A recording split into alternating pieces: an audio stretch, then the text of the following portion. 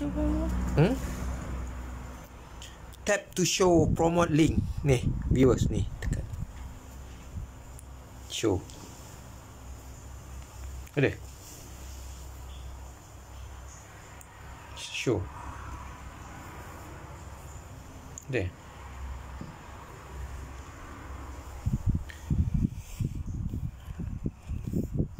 Assalamualaikum warahmatullahi wabarakatuh. Mari.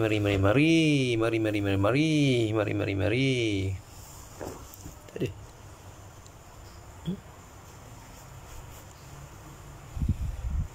Show. Finish. Show. Tekan ni show kan. Tekan ni kan. Tekan ni. Okay dah. Tekan lah. Tekan.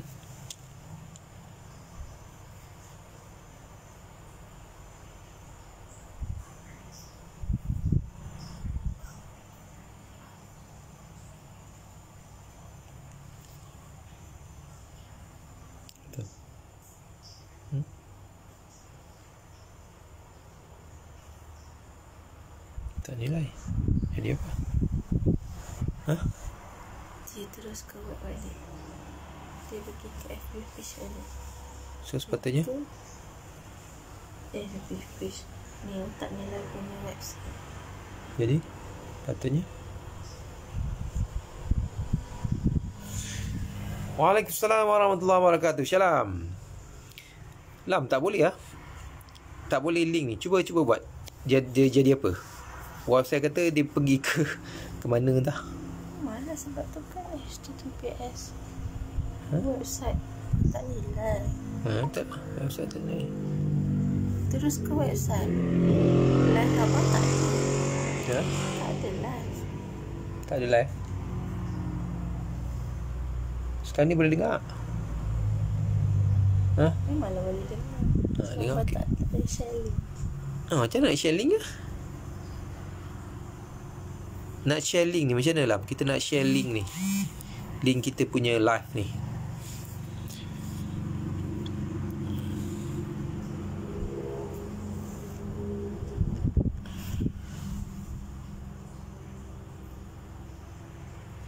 Bagaimana cara untuk kita share, berkongsi link ini secara berkesan supaya ramai orang dapat mendengar dan boleh berkongsi sesuatu pada malam ini.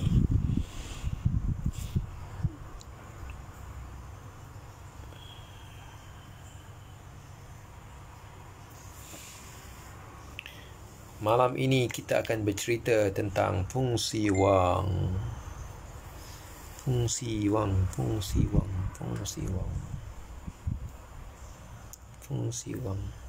Yang jadi apa ni? Oh tak, ni saya share link ni.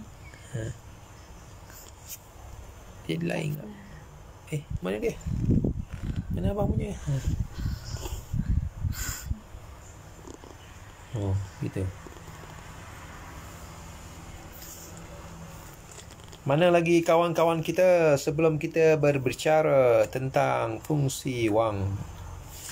Kita belajar bagaimana untuk menggunakan wang secara berkesan. Secara berkesan. Mana orang-orang yang minggu lepas dah tak ada dah?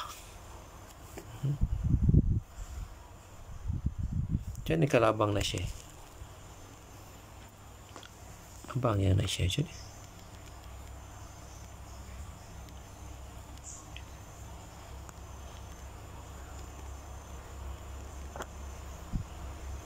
Dia tak pergi kat ni, kat Musafir Kelana. Macam mana nak share Musafir Kelana? Musafir Kelana yang banyak ni. Banyak follower apa? Friend.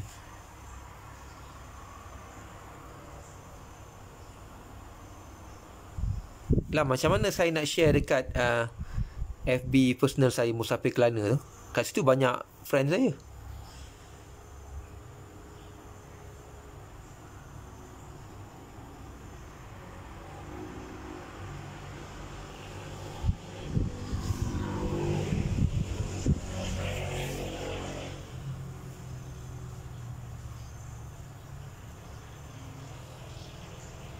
Siapa yang baru masuk ni? Assalamualaikum warahmatullahi wabarakatuh. Siapa yang baru masuk? Siapa yang baru masuk?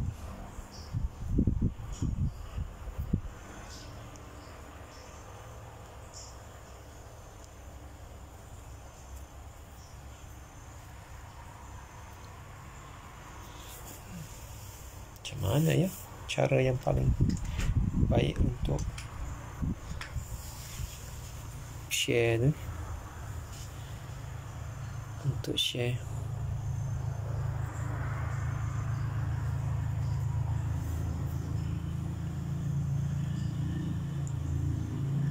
Saya share ke abang lah.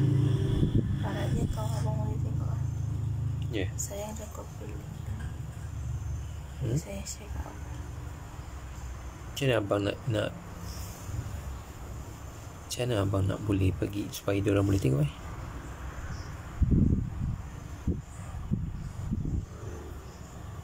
Abang tak boleh keluar kejap Dia sana tu. Ha? Saya memang kena copy link tu. Itu? Ada dekat ada dekat Syarah ada. Memang ada, tapi macam mana nak Tak boleh. Tak boleh sih. supaya abang war-warkan kat dia orang. Tak boleh. Memang dia orang memang kena copy link sendiri. Okey. Orang dua. Satu ada dua aset. Satu untuk live, satu untuk Oh, betul. mana? Tu ada bateri tu. Oh, abang dah delete jadi save ni. Ya ke abang delete? Oh, itulah guna dua.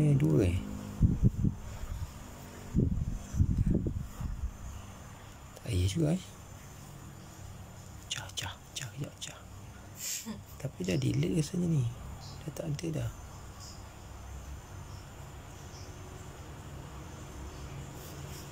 Delete rasanya.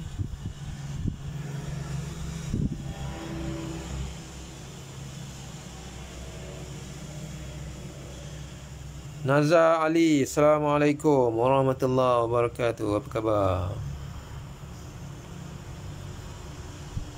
Macam mana supaya Dah ada. apa? Main dah.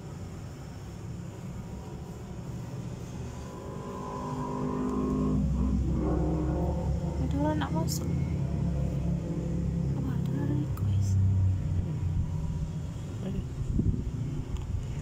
Request to be in your podcast. Tak ada apa?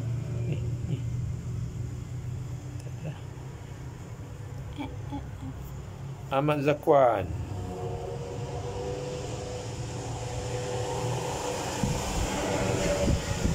Dia on camera ni.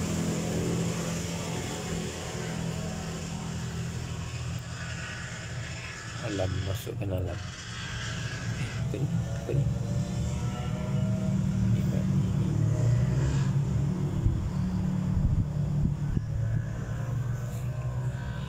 Ahmad Zakwan Azizan. Assalamualaikum warahmatullahi wabarakatuh. Assalamualaikum warahmatullahi wabarakatuh. Bismillahirrahmanirrahim. Malam ni kita akan berkongsi tentang fungsi wang. Jadi kita akan belajar bagaimana menggunakan wang secara berkesan. Okey. Semua ada wang. Cuba tengok berapa banyak wang kita. Okey. Bagaimana kita menggunakan wang? Pernah belajar kan tentang fungsi wang? Cuba komen sikit apa itu fungsi wang. Waalaikumsalam warahmatullahi wabarakatuh. Ahmad Zakwan. Waalaikumsalam. Cuba tulis sikit apa fungsi wang yang anda tahu setakat ini. Wang.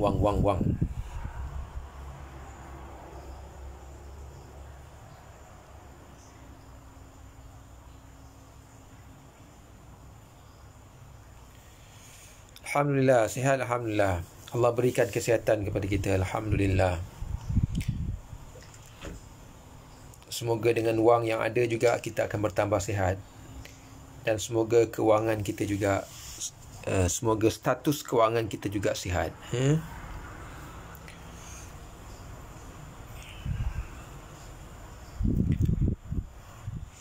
Jadi malam ni kita nak berkongsi tentang fungsi wang. Okey, kita kena faham dengan jelas tentang fungsi wang supaya kita boleh menggunakan wang secara berkesan. Okey, secara berkesan. Secara berkesan bermaksud ada kesan daripada penggunaan wang kita. Ada kesan. Ada hasil daripada penggunaan wang kita. Dia kadang-kadang kita menggunakan wang ni tak ada hasil lah. Itu masalah tu. Tak ada hasil. Nazar sebagai alat pertukaran. Ya, sebagai alat pertukaran. Okay. Medium of change. Alat pertukaran. Termasuklah bila kita berbelanja, beli barang, dia termasuk dalam kategori fungsi alat pertukaran. Fungsi alat pertukaran. Tapi itu hanya satu. Dia ada lagi fungsi-fungsi lain yang lebih penting daripada sekadar medium of change, medium untuk pertukaran. Penting untuk kita tahu dengan jelas dan belajar tentang fungsi wang supaya kita boleh menggunakan wang kita secara berkesan, dengan betul dan secara berkesan. Dan sebahagian besar kita tidak menggunakan wang dengan betul. Apabila kita tidak dapat menggunakan wang dengan betul, maka penggunaan wang itu tidak berkesan, tidak memberikan hasil yang besar kepada diri kita. Jadi untuk itu perlu kita melihat bagaimana sepatutnya, bagaimana sepatutnya wang itu berfungsi. Bagaimana sepatutnya wang itu berfungsi. Maksudnya, wang yang kita miliki perlu berfungsi sepenuhnya. Kalau dia ada 10 fungsi, 10 fungsi berlaku. Kalau dia ada 3 fungsi, kesemua 3 fungsi itu dapat dilaksanakan. Itu yang sepatutnya kita fikirkan dan sepatutnya kita usahakan supaya penggunaan wang kita berkesan. Supaya penggunaan wang kita berkesan. Okay?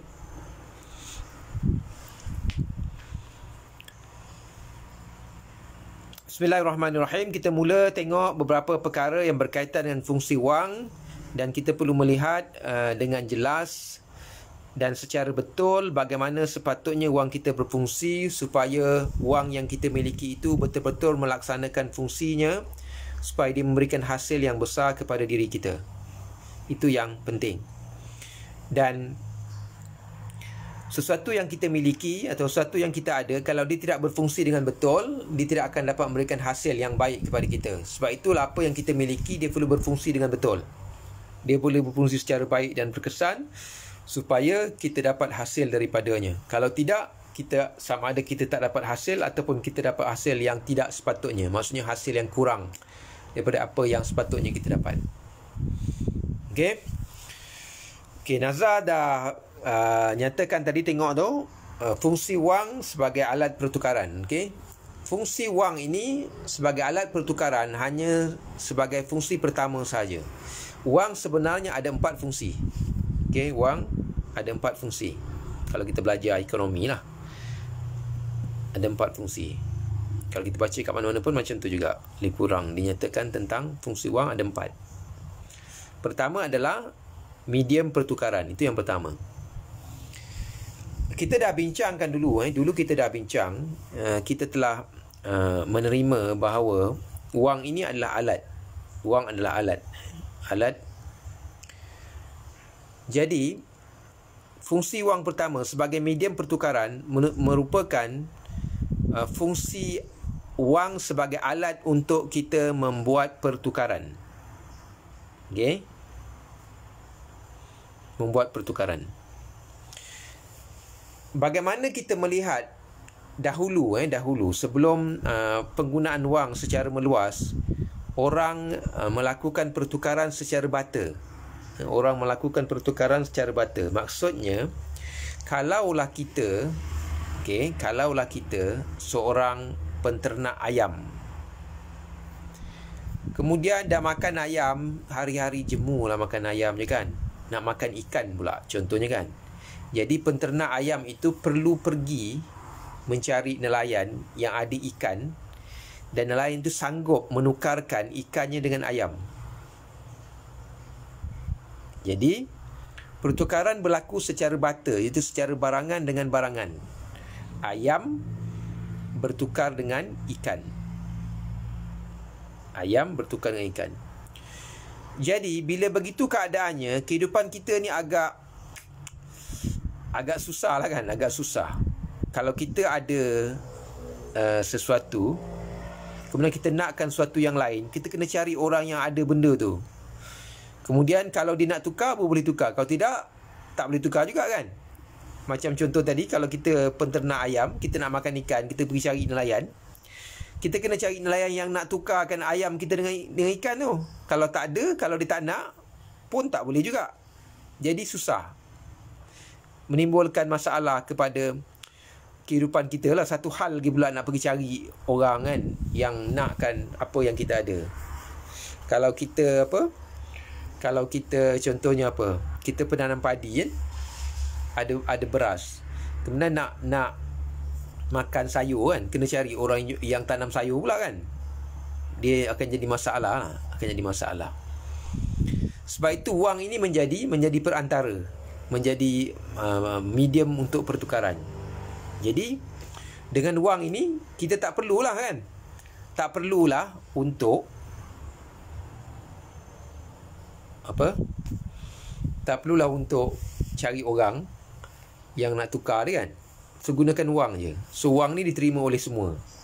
Jadi maksudnya kita ada wang, terpulang kepada kita. Kita ada wang, kita nak beli ayam ke, kita nak beli ikan ke, nak beli beras, nak beli apa pun, kita gunakan wang saja. Dan dia diterima oleh semua sebagai alat pertukaran, sebagai medium pertukaran. Kalau macam dulu, dia akan timbul masalah lah. Kita jadi letih kita. Kita ada ayam nak tukar dengan ikan, kena cari orang yang ada ikan. Kalau tak jumpa orang ada ikan, payahlah kita tak jumpa, tak dapat tukar kan. Jadi dia akan menimbulkan masalah. Dengan adanya wang, maka dia memudahkan kita lah. So kita boleh beli apa saja yang kita inginkan dengan menukarkan dengan wang. Kita nak ayam, tukarkan ayam dengan wang. Kita nak ikan, tukarkan ikan dengan wang. Kita nak beli beras, tukarkan wang dengan beras dan sebagainya. Jadi memang wang itu benar-benar berfungsi sebagai medium pertukaran. Okey, medium pertukaran. Jadi perbelanjaan kita, pembelian kita, apa yang kita belanjakan, apa yang kita beli menggunakan wang, dia termasuk dalam fungsi pertama ini. Apa yang kita belanjakan, apa yang kita beli menggunakan wang, dia termasuk dalam fungsi pertama ini. Dan inilah fungsi yang sangat meluas. Fungsi yang sangat meluas pengamalannya di kalangan kita. Kan tak ada orang yang rasanya bila ada duit dia tak membeli apa-apa, dia tidak berbelanja, dia tidak menukarkan wang dia dengan barangan. Maksudnya dia tukarkan wang, diberikan wang itu kepada penjual dan dia mengambil barangan itu. Inilah fungsi pertama yang secara umumnya semua orang telah berjaya melaksanakan fungsi ini. Semua orang dah gunakan wang itu dengan fungsi yang pertama, iaitu menjadikan wang sebagai medium pertukaran. Maksudnya menggunakan wang untuk mendapatkan barangan yang lain. Inilah fungsi yang pertama, dan kerana terlalu aktifnya kita dengan fungsi yang pertama ini, kita lupa fungsi 2, 3 dan 4. Lalu kita mengabaikan fungsi 2, fungsi 3 dan fungsi 4. Kita duk sibuk fungsi pertama je dah, duit dah habis. Tak sempat nak buat fungsi 2, fungsi 3 dan fungsi 4. Dah habis awal lah kan. Itu yang jadi masalahnya lah. Itu yang jadi masalah. Okey, boleh fungsi pertama sebagai alat pertukaran, sebagai medium pertukaran. Medium pertukaran merujuk kepada transaksi jual beli. Jadi bila kita membeli sesuatu, maksudnya kita menukarkan wang kita dengan barangan yang kita inginkan. Ataupun sebaliknya lah. Contoh kita ada barangan, kan, kita sebagai peniaga yang menjual satu produk atau barangan. Jadi kita tukarkan produk kita, barangan kita itu dengan wang. So siapa nak produk kita kena bagi kita wang. Siapa nak produk kita, kena berikan kepada kita wang. Begitu juga bila kita inginkan produk orang lain, barangan orang lain, kita berikan kepada mereka wang. Itulah fungsi pertama, iaitu sebagai medium pertukaran. Okey, boleh Itu yang pertama. Yang pertama ni senang je, mudah je. Okey, fungsi pertama. Okey, fungsi kedua wang adalah sebagai pengukur nilai. Pengukur nilai. So, apa yang wang lakukan untuk mengukur nilai? Apa yang wang lakukan untuk mengukur nilai? Satu, wang melakukan ataupun wang melaksanakan fungsinya untuk menilai, untuk mengukur nilai sesuatu barangan. Okey, untuk menilai suatu barangan. Macam yang kita nyatakan pertama tadi. Jadi maksudnya setiap barangan tu dia ada nilai dia. So nilai ini ditentukan ataupun diukur oleh wang. RM1, RM2, RM4, RM10, RM20 dan sebagainya lah kan. Nilai nilai. Okey, nilai. Dua, nilai fungsi wang sebagai pengukur nilai juga dilaksanakan untuk harta, aset. Okey, katakanlah saya ada sebuah rumah. So, berapakah nilai rumah saya? So, wang yang tentukan.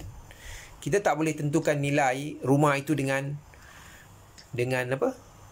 Dengan buah kelapa ke, kan? Dengan lembu ke. Contohnya, nilai sebuah rumah adalah 10 ekor lembu. Dia tak macam tu lah. Dia ditentukan oleh wang. Contohnya, nilai sebuah rumah adalah RM200,000. Macam tu. Okey, itu fungsi yang kedua lah. Yang fungsi sebagai pengukur nilai. Jadi maksudnya, wang ini melaksanakan fungsinya untuk mengukur nilai sesuatu. Pertama, barangan. Kedua, harta. Okey. Tiga, ini yang penting. Okey. Yang penting, wang berfungsi untuk mengukur nilai kekayaan. Untuk menilai kekayaan. Jadi contohnya, katakanlah ada orang, dia kata, saya ada 10 rumah. Saya ada 10 buah rumah. Kemudian yang seorang kata, saya ada 1 je rumah. Siapa lebih kaya? Siapa lebih kaya?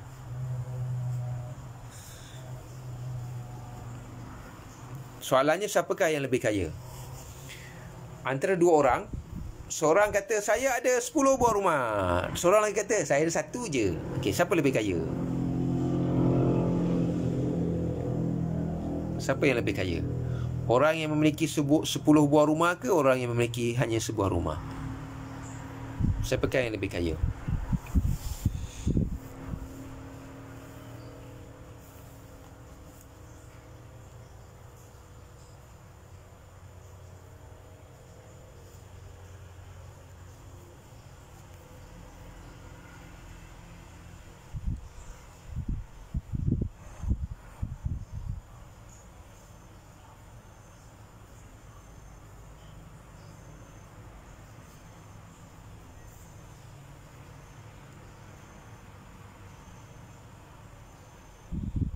Waalaikumsalam warahmatullahi wabarakatuh. Alia, apa khabar? Soalan saya, siapakah yang lebih kaya di antara seorang yang berkata, saya ada 10 buah rumah, kemudian seorang lagi kata, saya ada sebuah aja? Siapa lebih kaya? Kita nak bincang tentang wang sebagai pengukur kekayaan. Pengukur nilai kekayaan.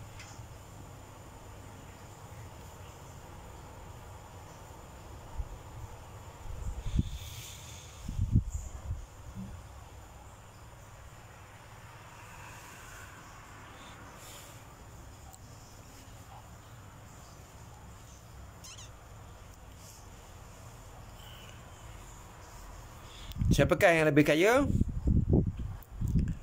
Orang yang memiliki 10 buah rumah ataupun orang yang hanya memiliki sebuah rumah?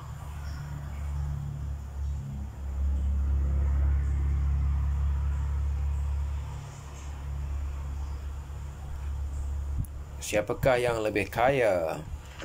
Anda atau saya? Siapakah yang lebih kaya? Orang yang ada 10 buah rumah atau orang yang hanya ada sebuah rumah? Siapakah yang lebih kaya? Anda atau saya?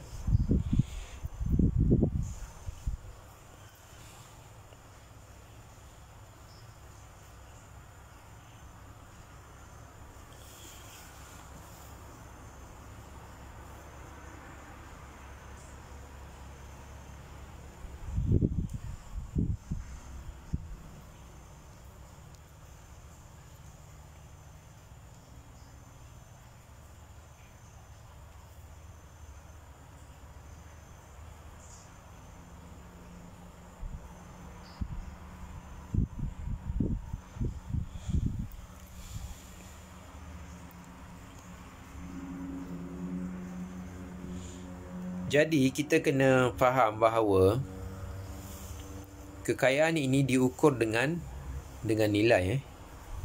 Kekayaan diukur dengan nilai. Nilai apa? Nilai wang. Kekayaan diukur dengan nilai.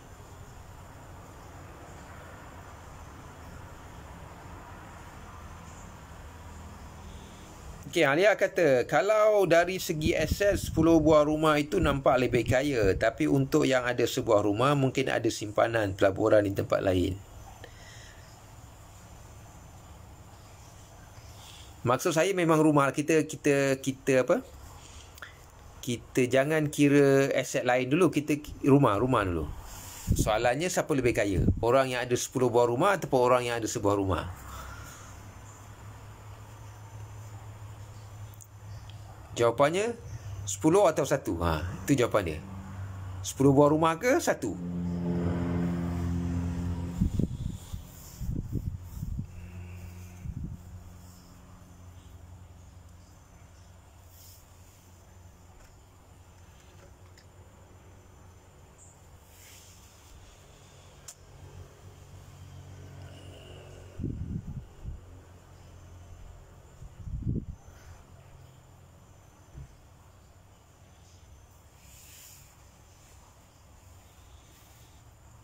Siapakah yang lebih kaya? Anda atau saya? Siapakah yang lebih kaya? 10 rumah atau 1 rumah? Siapakah yang lebih kaya? Kaya. Jawapannya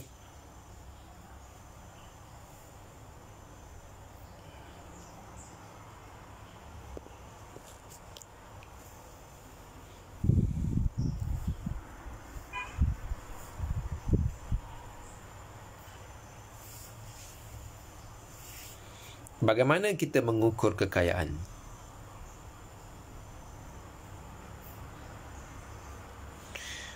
Dia kata yang punya 10 buah rumah kot. Okey. Jadi,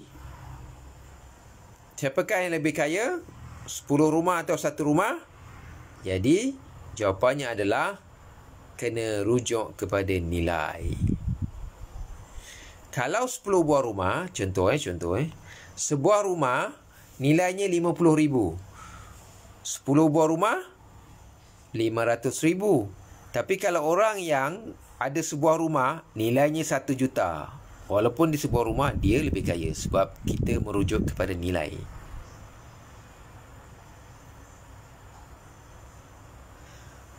Okey, kita merujuk kepada nilai. Itu yang kita kata fungsi kedua wang sebagai pengukur nilai. Selain daripada wang berfungsi untuk mengukur nilai barangan dan juga nilai aset. Okey. Wang juga berfungsi untuk mengukur nilai kekayaan. Nilai kekayaan. Jadi kalau orang yang ada 10 buah rumah dengan orang yang ada sebuah rumah, soalannya siapa lebih kaya? Jawapannya adalah merujuk kepada nilai. Rujuk kepada nilai. Kalaulah sebuah rumah itu walaupun sebuah tapi nilainya 1 juta berbanding dengan orang yang ada 10 buah rumah, satu rumah nilainya 50,000, 10 rumah baru 500,000. Jadi yang sebuah rumah lebih kaya sebab nilai rumah itu 1 juta berbanding orang yang ada 10 rumah tapi hanya 50,000 sebuah rumah. Okey, merujuk kepada nilai. Kemudian nilai ini juga merujuk kepada nilai aset bersih. Bersih.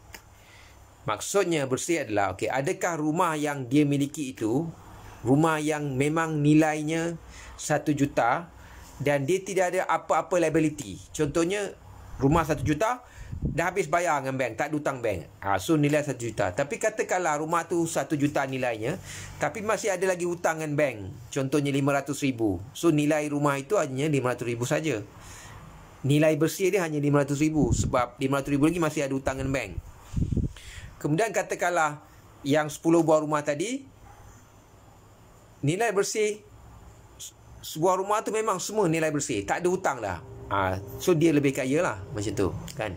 Nilai merujuk pada nilai kepada kekayaan itu dan juga nilai bersih yang dimiliki oleh seseorang. Berapakah nilai dia? Jadi itu juga perlu dilihat untuk mengukur kekayaan. So katakanlah kalau kita ada aset ataupun ada harta ataupun ada wang, wang juga termasuk dalam aset, aset kewangan. Katakanlah kita ada 1 juta, tapi kita ada hutang dengan bank 800,000. So nilai aset bersih kita hanya 200,000 je. Berbanding dengan orang yang ada 300,000 tapi dia tak ada hutang. Memang 300,000 itu adalah aset bersih dia. Jadi 300,000 itu yang tak ada hutang lebih kaya daripada orang yang ada 1 juta yang ada hutang 800,000. So, kerana nilai aset bersih dia hanya 200,000 saja. So itu juga perlu dilihat sebagai pengukur nilai. Nilai bersih yang dimiliki oleh seseorang. Nilai bersih. Nilai aset bersih yang dimiliki oleh seseorang. Okey, kemudian minggu lepas kita dah bincang tentang nilai. Ada 2 kan? Minggu lepas kita bincang nilai ada 2 kan? Apa itu 2? Apa itu 2 nilai? Minggu lepas. Siapa yang ada minggu lepas? Kita dah bincang tentang nilai. Nilai wang itu ada 2. 2 tu apa?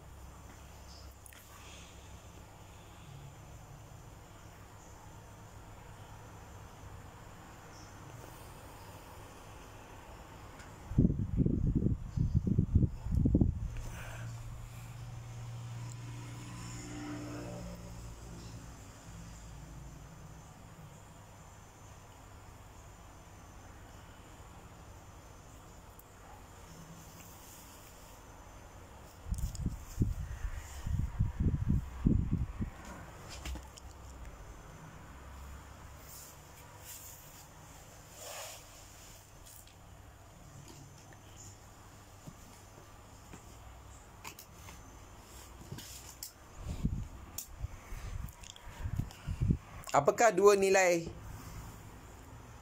wang yang kita bincangkan minggu lepas?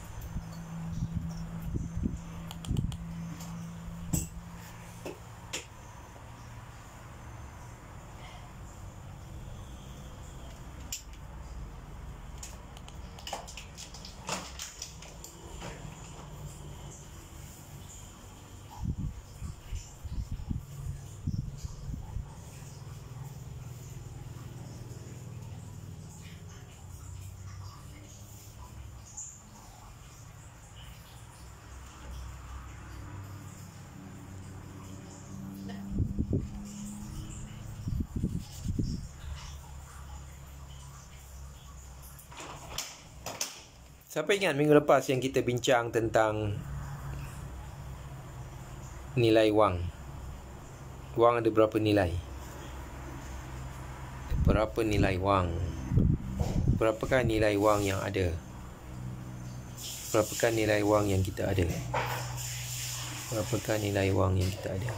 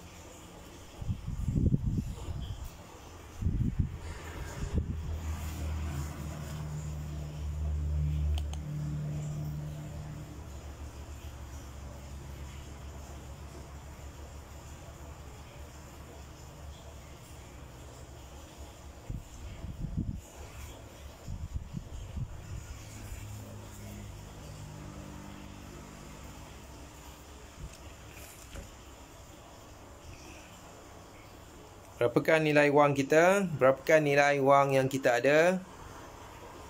Berapakah nilai yang ada pada wang kita? Berapakah nilai yang ada pada wang kita? Berapakah nilai yang ada pada wang kita?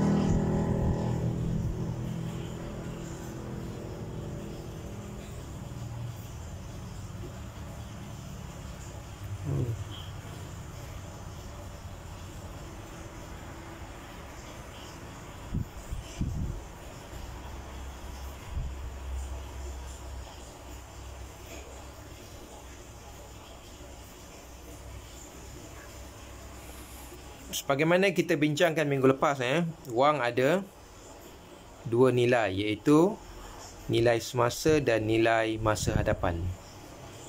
Okey, nilai masa sekarang dan nilai masa hadapan. Jadi, fungsi wang untuk mengukur nilai kekayaan seseorang bukan saja merujuk kepada nilai masa sekarang, tapi dia juga merujuk kepada nilai masa hadapan. Okey. Seseorang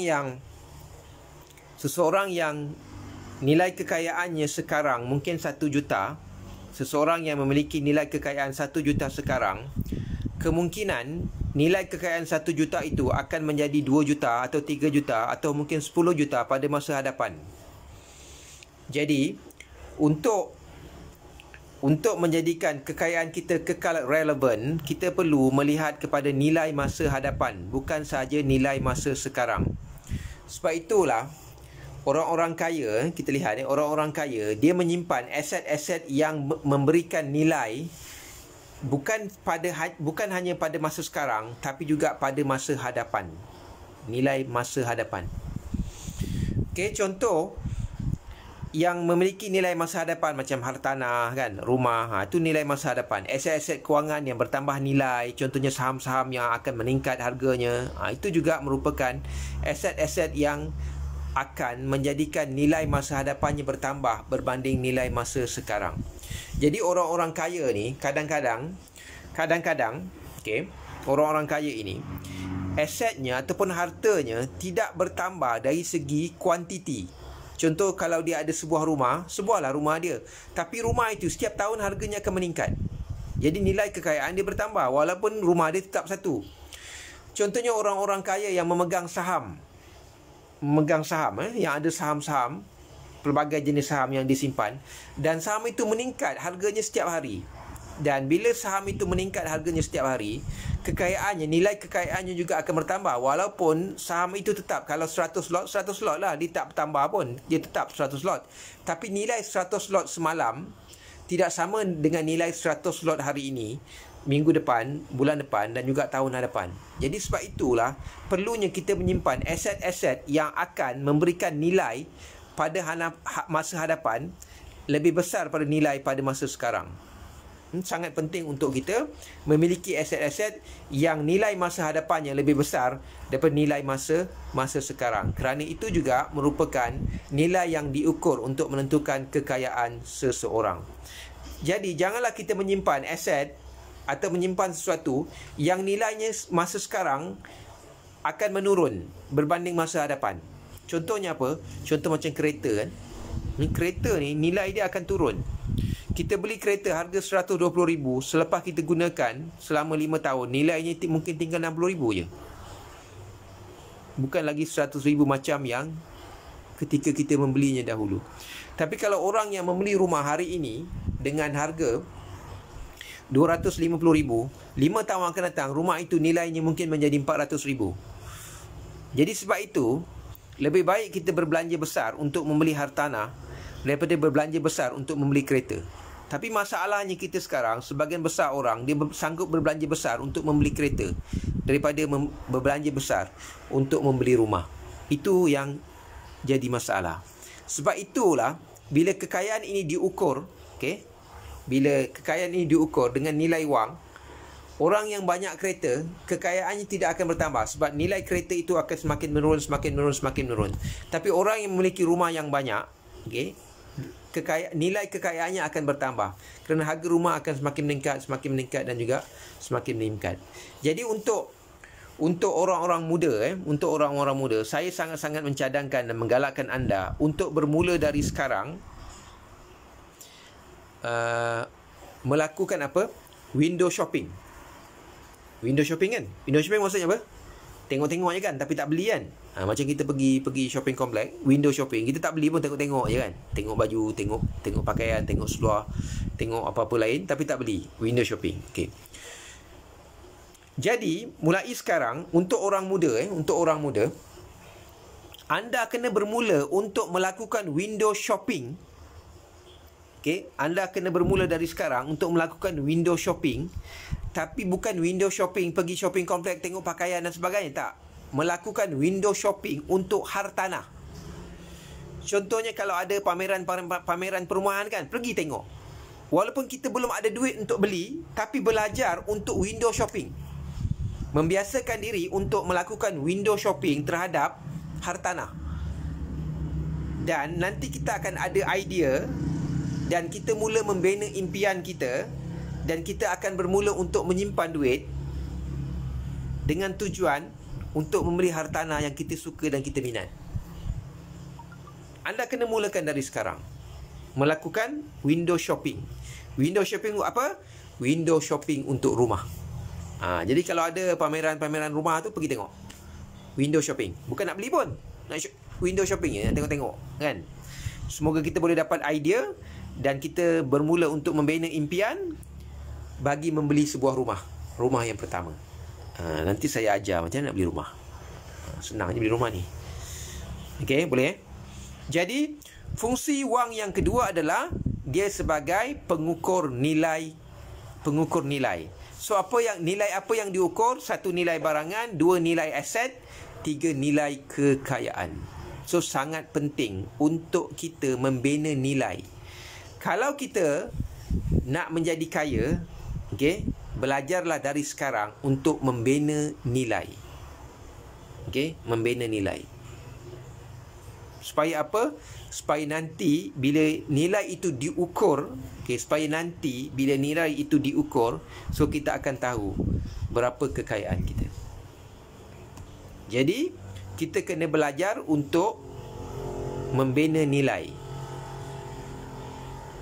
Membina nilai dan mengumpul nilai. Mengumpul nilai, mengumpul nilai. Bukan mengumpul benda. Macam ada orang kan, dia suka mengumpul benda. Dia kumpul apa? Dia kumpul handbag. Handbag dia ada 80. Alamak, banyaknya handbag. Handbag ni bernilai ke? Kalau kita beli handbag tu harga RM3,000, agak-agak lepas tu kalau kita nak jual, ada tak orang nak beli RM4,000? Tak ada kan? Tentu orang beli RM400 je. Dah second hand kan? Ada orang minat kumpul baju. Baju dia ada 100 helai. Bila nak pakai pun tak tahu.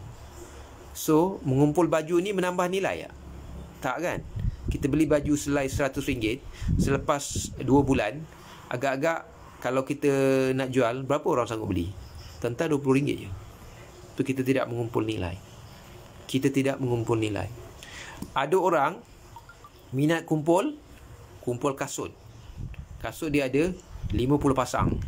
Padahal kaki dia ada 2 je. Kasut dia ada 50 pasang. Macam-macam warna dia, macam-macam rupa dia. Jadi sebenarnya dia mengumpul apa? Dia mengumpul kasut. Dia bukan mengumpul nilai. Sebab kalau kita beli kasut sepasang RM200, selepas kita pakai 3 hari, tak ada siapa nak beli dah kasut tu RM200. Sebab kita dah pakai kan, dah berbau kaki kita. Jadi kita tidak mengumpul nilai. Jadi sebab itu, mulai hari ini, untuk orang-orang muda, anda kena belajar untuk membina nilai. Membina dan mengumpul nilai. Binalah dan kumpullah sesuatu yang ada nilai. Nilai apa? Nilai masa hadapan. Bukan nilai masa sekarang saja, tapi nilai masa hadapan. Itu yang anda perlu lakukan mulai sekarang. Jangan menghabiskan masa muda anda untuk mengumpul sesuatu yang tak ada nilai masa hadapan kan? Kumpul kasut lah, kumpul baju lah, kumpul telefon lah, kumpul apa lagi? Kumpul basikal lah, kumpul benda-benda yang tak ada, tidak memberikan pertambahan nilai. So tak ada faedah, tak ada hasil. So anda kena belajar untuk membina dan mengumpul nilai mulai hari ini. Kerana kekayaan itu akan diukur dengan nilai. Dengan nilai, dengan nilai. Habis fungsi 2. Fungsi 3. Fungsi wang yang ketiga adalah sebagai simpanan masa hadapan. Ini penting. Sebagai simpanan masa hadapan. Kalau kita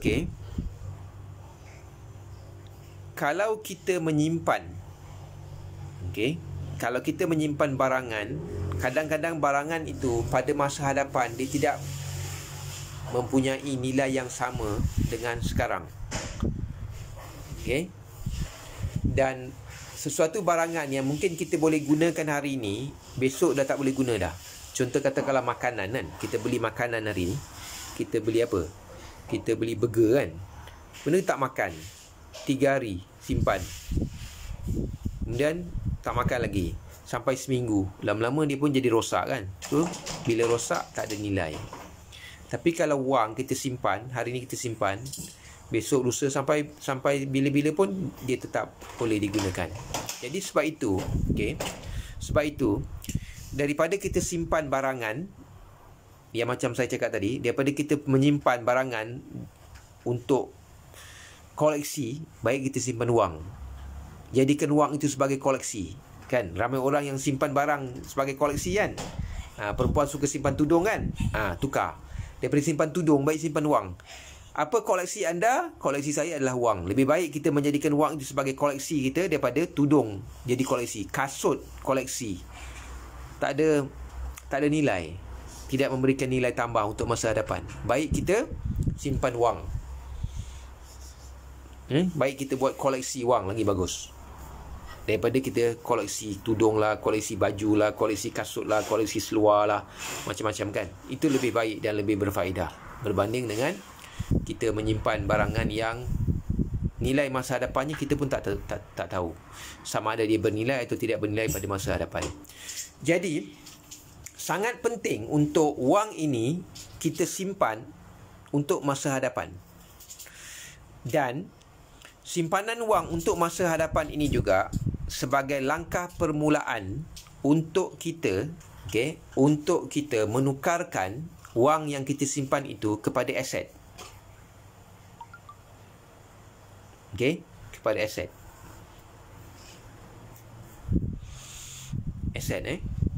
Aset tersebut sama ada aset dalam bentuk hartanah ataupun aset-aset keuangan. So hartanah contoh kita beli rumah, kan? Beli tanah, beli rumah kedai, beli pejabat, beli pusat-pusat perniagaan dan sebagainya.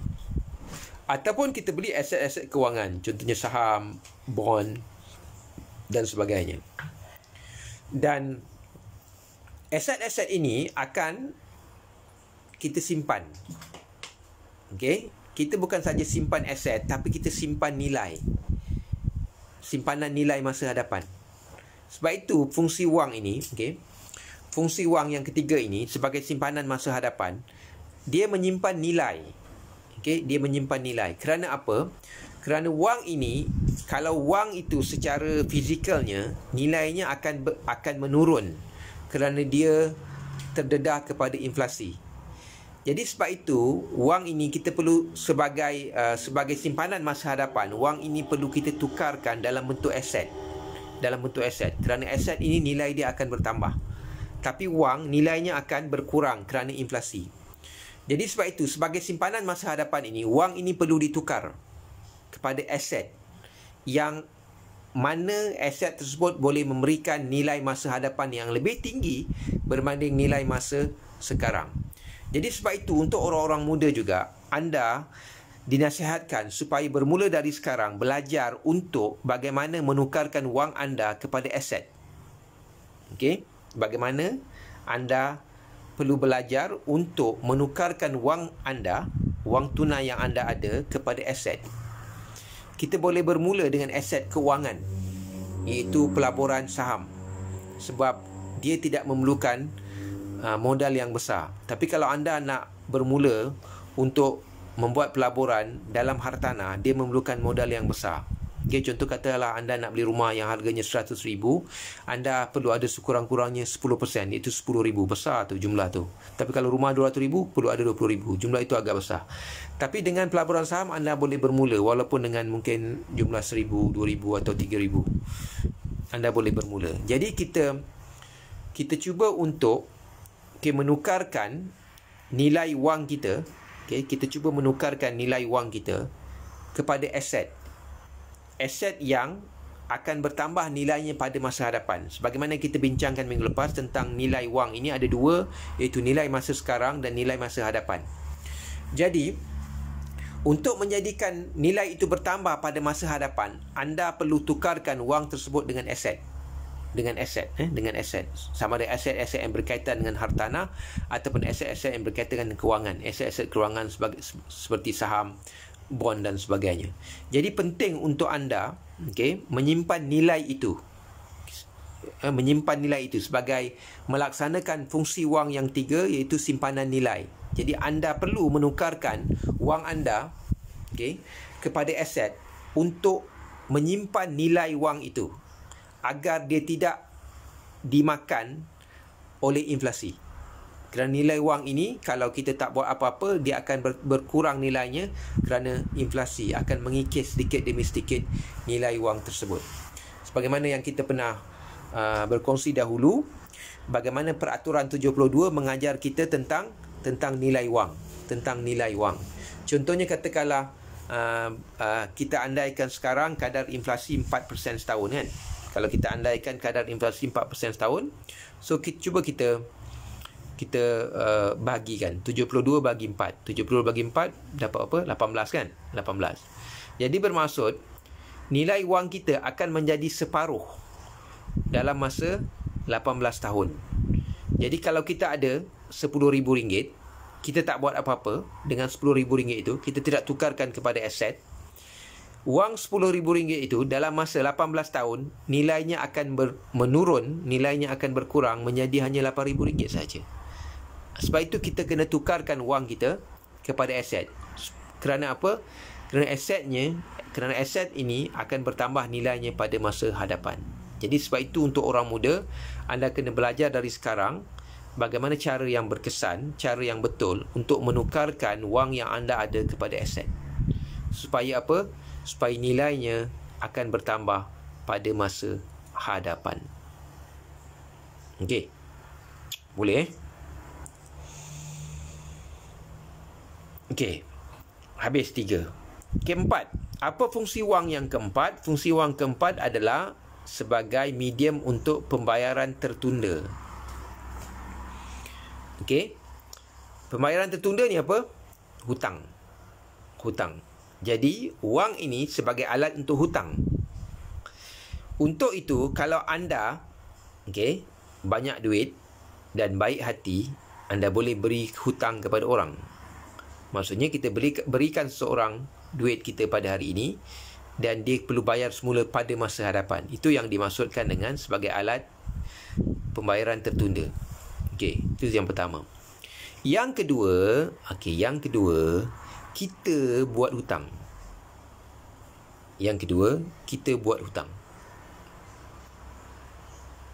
Dan kita perlu jadikan hutang ini sebagai leverage. Okey, sebagai leverage. Leverage ni apa? Leverage ni adalah alat untuk membolehkan kita melakukan sesuatu dengan menggunakan apa yang ada pada orang lain. Okey? Untuk membolehkan kita melakukan sesuatu dengan menggunakan pihak lain. Contoh yang saya pernah berikan dulu lama dah saya berikan contoh ni. Contoh leverage ni apa? Contoh leverage ni adalah kalau kita pergi ke pasar raya, kita nak beli barang banyak, jadi kita tak boleh angkat barang banyak-banyak tu seorang diri, jadi kita gunakan troli.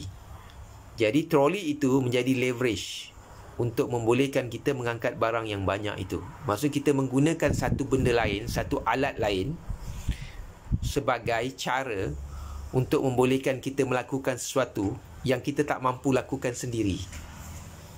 Okey, itu adalah leverage. Jadi, fungsi wang yang keempat adalah sebagai alat pembayaran tertunda. Jadi di pihak kita perlu pandai menggunakan wang sebagai leverage. Maksudnya apa? Kita perlu menjadikan wang orang lain untuk kita gunakan bagi menambah nilai kita. Okey, contohnya kan, nanti bila anda bermula untuk melibatkan diri dalam hartanah, okey. Hartanah ni kan mahal kan, ratus-ratus ribu harga dia kan. Mana kita ada duit? Jadi kita buat apa? Kita pergi bank. Kita buat pembiayaan.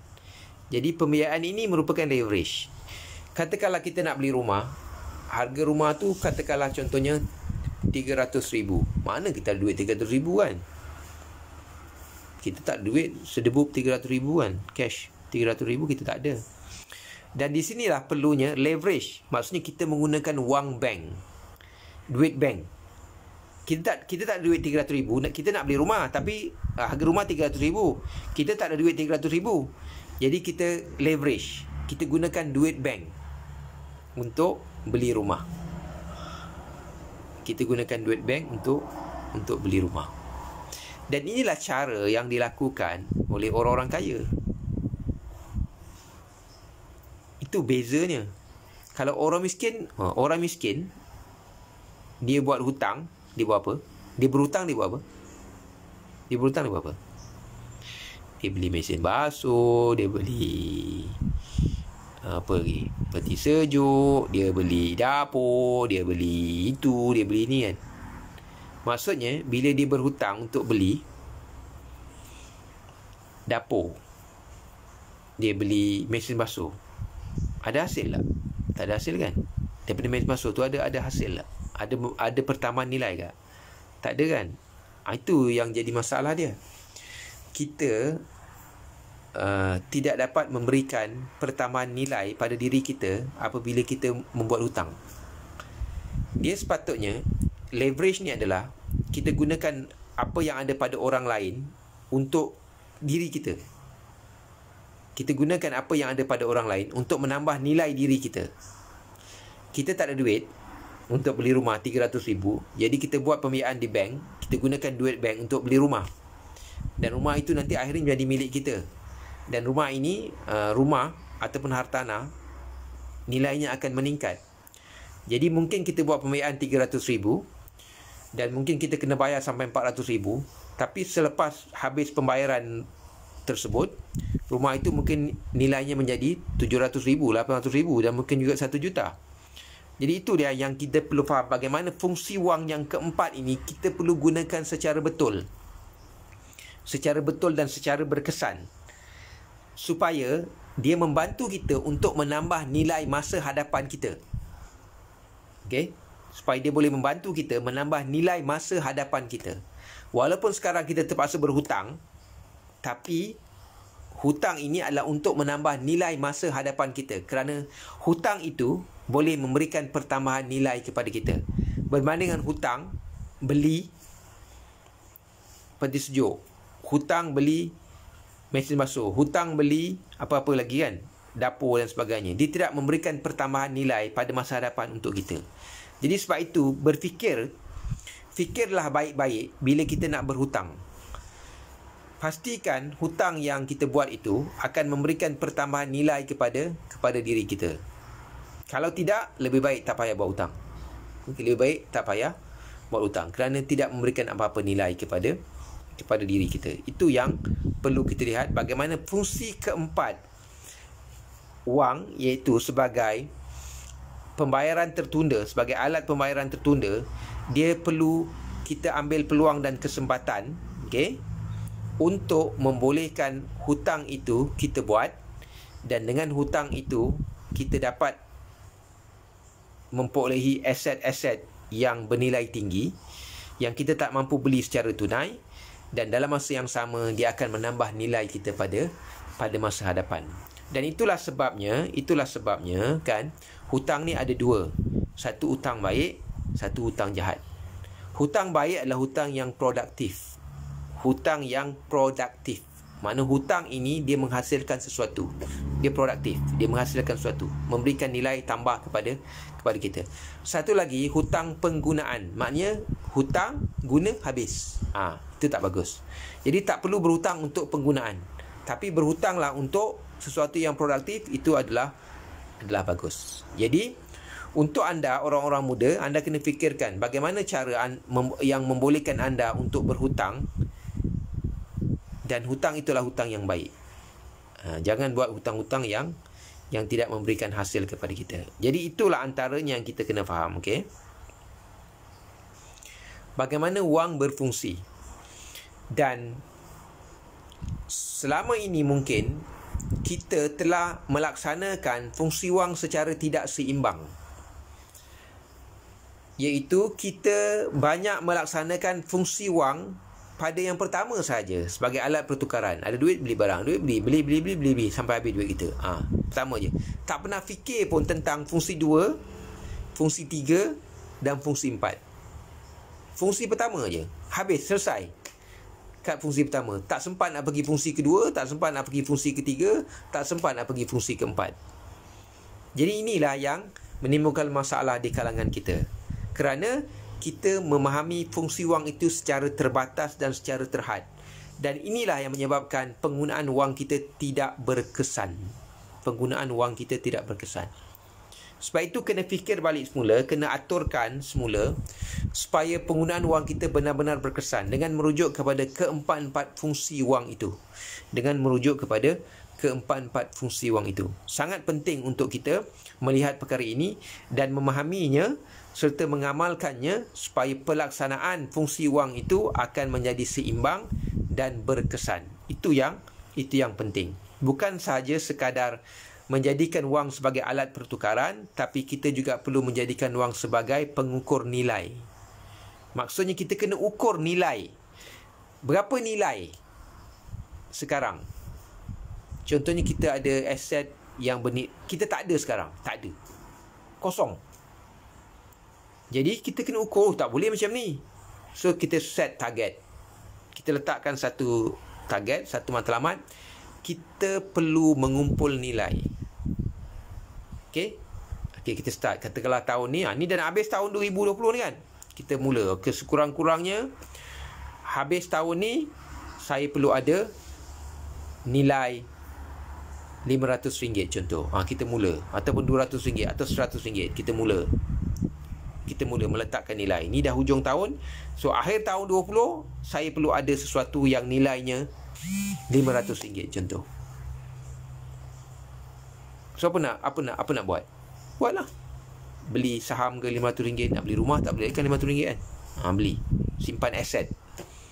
Kemudian target lah. Tahun depan kita mula naikkan nilai itu. Jadi kita telah berjaya melaksanakan fungsi wang sebagai pengukur nilai. Maksudnya kita boleh ukur nilai wang yang kita ada.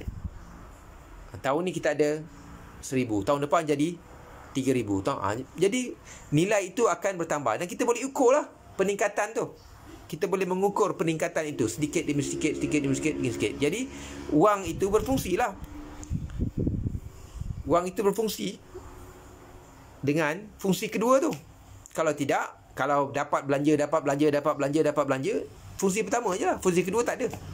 Sebab itu kena pergi kepada fungsi kedua. Bagaimana kita perlu ukur nilai yang ada pada kita. Berapa nilai yang ada pada kita. Dan nilai itu perlu bertambah. Supaya terlaksanalah fungsi kedua wang tersebut. Okey. Kemudian pergi kepada yang ketiga, iaitu simpanan masa depan. So, bagaimana kita menjangkakan masa hadapan kita? Bagaimana kita menjangkakan dan kita membuat perancangan untuk masa hadapan kita?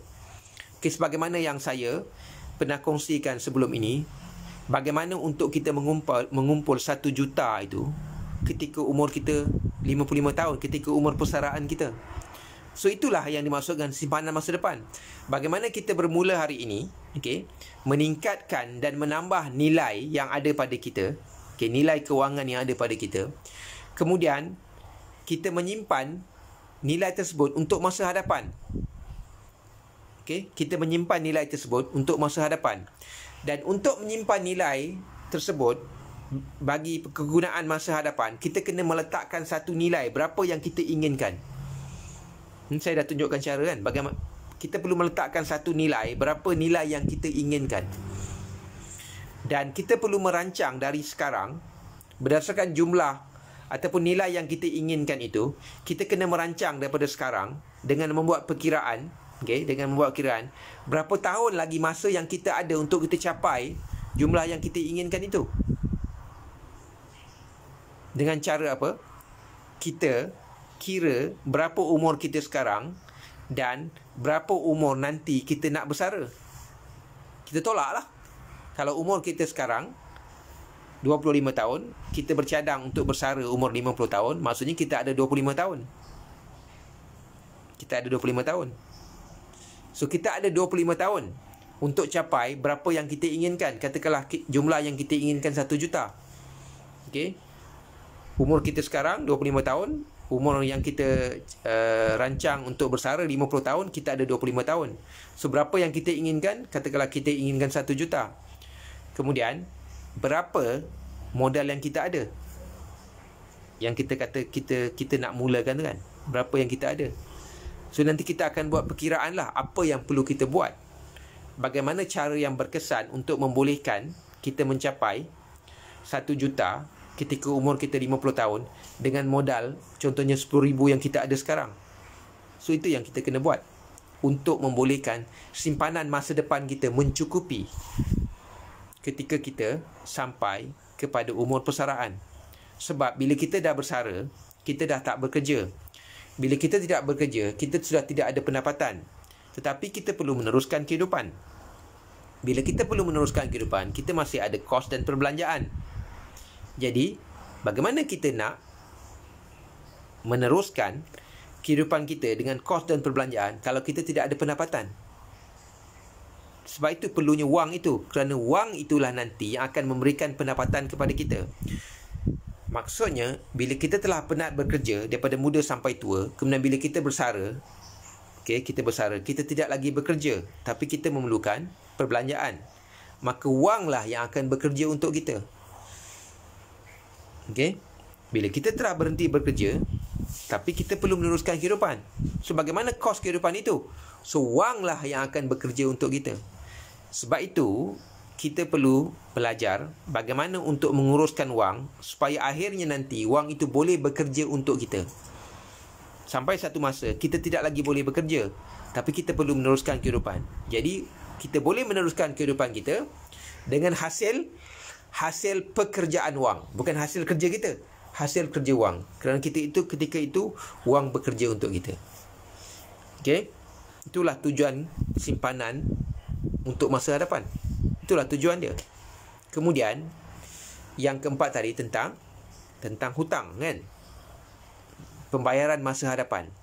Jadi, kalau ada bank yang baik hati nak bagi kita pinjam duit, kita ambil je. Tapi jangan ambil untuk penggunaan, tapi ambillah dia untuk masa hadapan, untuk meningkatkan nilai aset, nilai harta ataupun nilai kewangan kita, bagi membolehkan kita mempercepatkan mencapai matlamat kewangan kita untuk masa hadapan. Itu yang penting sebenarnya. Kerana kita perlu menjadikan wang yang ditawarkan oleh bank itu sebagai leverage, sebagai suatu cara kita menggunakan apa yang ada pada orang lain untuk kegunaan kita, untuk menambah nilai keuangan kita. Itu yang penting sebenarnya. Jadi itulah 4 fungsi wang yang kita kena faham, dan keempat-empat fungsi ini perlu berjalan secara seimbang supaya penggunaan wang kita dapat dilakukan secara berkesan. Amatlah malang kalau orang yang hanya memfokuskan fungsi wang hanya pada fungsi pertama sahaja. Sangat bahaya. Dan dia akan menjadi tidak seimbang. Dia akan menjadi tidak seimbang. Ini yang jadi masalah kita dalam pengurusan kewangan. Setakat itu untuk hari ini. Kalau ada apa-apa yang ingin dibincangkan, kita boleh bincangkan di sini dan boleh nyatakan persoalan anda kat bawah.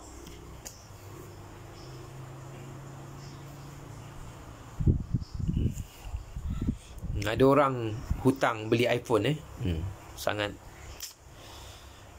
masalah. Buat apalah nak berhutang beli iPhone kan? Pakai je lah telefon yang ada tu. Tidak menambah apa nilai pun kalau kita pakai iPhone kan. Adakah dengan pakai iPhone kita jadi apa? Boleh terbang ke, boleh jalan atas air? Tak juga kan. Sama macam orang lain juga. Telefon tetap telefon. Siapa yang untung? Yang untung Apple lah, sebab dia jual iPhone pada kita kan. Yang menanggung hutang kita. Sebab itu jangan mengkayakan orang lain. Kayakanlah diri anda sendiri. Anda kalau tak beli iPhone dia tidak menjejaskan apa-apa pun. Apple dah kaya raya dah kan. Apple, company yang keluarkan iPhone tu, dia dah kaya raya lah. Kalau kita tak beli iPhone pun, dia okey je. So tak payah beli, tak apa. Kita ni kena fikir kita. Sebab itu yang jadi masalah kita adalah kita selalu buat satu tindakan yang mengkayakan orang lain, tapi tidak memberikan pertambahan nilai kepada kita. Itu yang jadi masalah tu kan. Beli iPhone lah, beli itu lah, beli ini kan. Jadi yang kaya dia orang, kita macam ni juga kan. Siapa sini pelanggan Astro kan? Astro tu dah kaya raya tau. Astro tu tak payahlah melanggan Astro ni, mengambilkan duit. Tak payah ada Astro pun tak apa. Okey, ada soalan?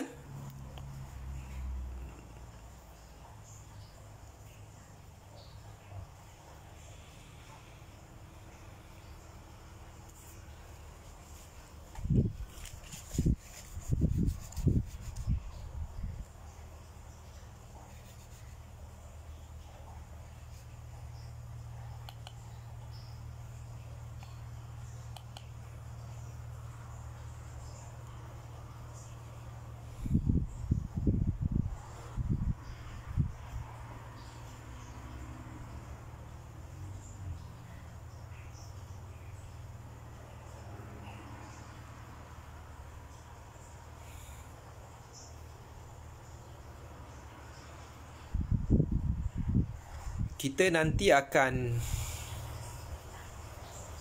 mula untuk buat live di page Jom Belajar Saham InsyaAllah kita akan mula buat live saham pula. So kita akan ada 2 sesi live lah Yang ni live untuk tentang pemikiran kewangan. Kemudian nanti kita akan buat live khusus untuk saham.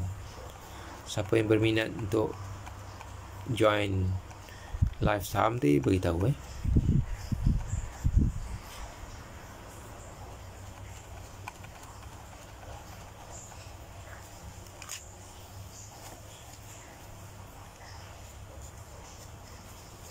Okey, ada apa-apa lagi? Ada apa-apa yang ingin dikemukakan di sini? Umrah, apa khabar?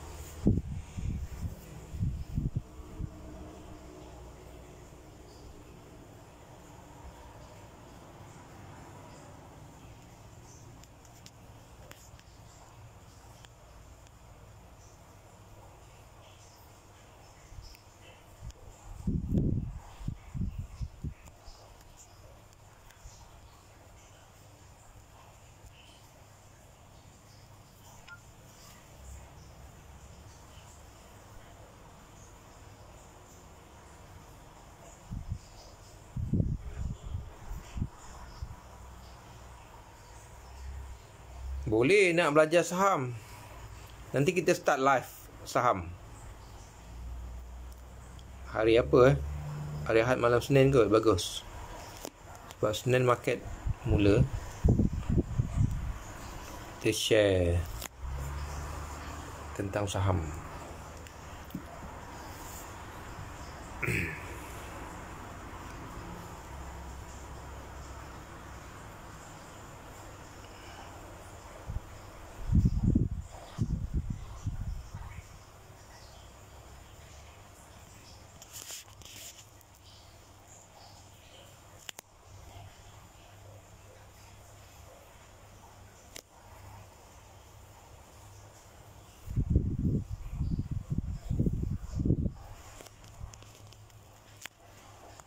Untuk minggu depan ada beberapa counter yang kita akan tengok nanti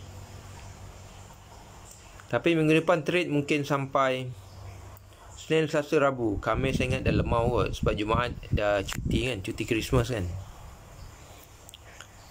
Isnin, Selasa, Rabu. So Rabu tu bagi clear position lah. Kalau tak sempat Khamis. Khamis dah tak ada apa lah kot, sebab Christmas hari Jumaat. Kemudian minggu depan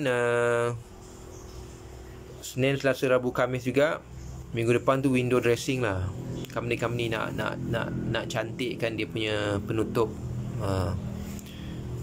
untuk akaun untuk penutup tahun ni.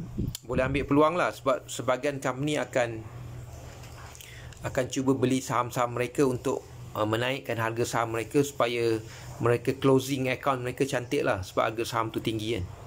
Boleh ambil peluang lah, kita ambil peluang, tapi bagi clear lah, beli jual macam tu.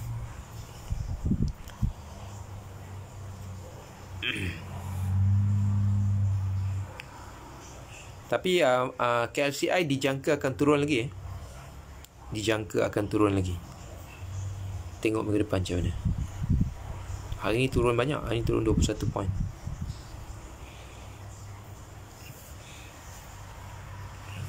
Okey, ada apa lagi sebelum kita habis? Tak ada Kalau tak ada, kita berhenti kat sini. Semoga ada sesuatu yang kita belajar hari ini.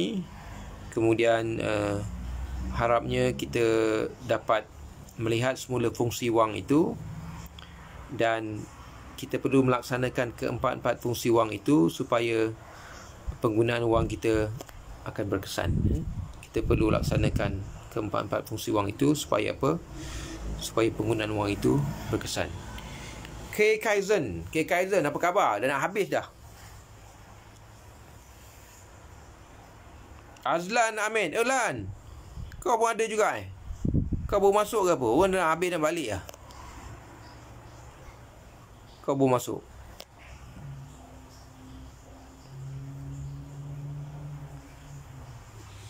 Okey, boleh? So, ada apa lagi sebelum kita habis?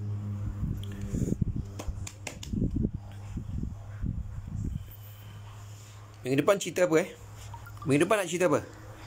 Minggu depan apa yang ingin kita kongsikan?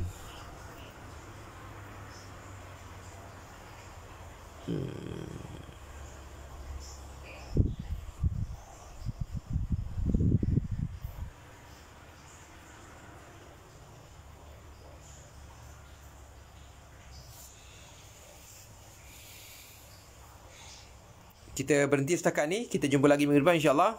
Semoga ada sesuatu yang kita belajar hari ini. Semoga ada manfaatnya. Semoga Allah berikan kita kekuatan untuk melakukan kebaikan dan juga memberikan manfaat kepada orang lain. Assalamualaikum warahmatullahi wabarakatuh.